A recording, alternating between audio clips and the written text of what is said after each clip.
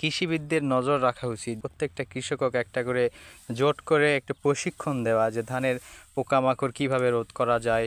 চেষ্টা করি ভবিষ্যতে হয়তো হবে কোনো একদিন। বর্তমান ধানের অবস্থা এই যে পোকায় খেয়ে নিছে, দেখতে পাচ্ছেন পোকায় খেয়ে খেয়ে শেষ করে ফেলছে। এবছর প্রায় একজন কৃষক 3 থেকে 4 বার ধানেতে ওষুধ দিয়েছে, তারপরেও ধানের পোকা যাচ্ছে না।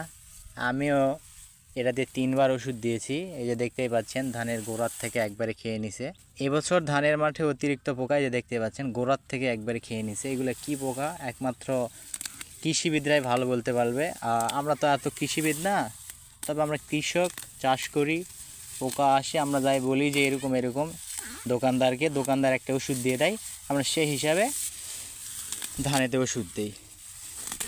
কিন্তু আসলে আমাদের উচিত যে আমাদেরও ধানের পর্যবেক্ষণ করার জন্য, বলে না মাছে ভাতে বাঙালি, তো আমাদের এই ধান চাষে অবশ্যই কৃষিবিদদের নজর রাখা উচিত যে ধানের বর্তমানে কি অবস্থা। প্রত্যেকটা কৃষককে একটা করে জোট করে একটু প্রশিক্ষণ দেওয়া, যে ধানের পোকামাকড় কিভাবে রোধ করা যায় প্রাকৃতিক উপায়ে এবং বৈজ্ঞানিক উপায়ে, সেগুলো অবশ্যই আমাদেরকে একটু প্রশিক্ষণ দেওয়া উচিত।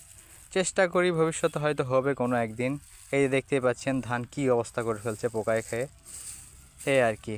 সবাই ভালো থাকেন, সুস্থ থাকেন। আল্লাহ হাফেজ।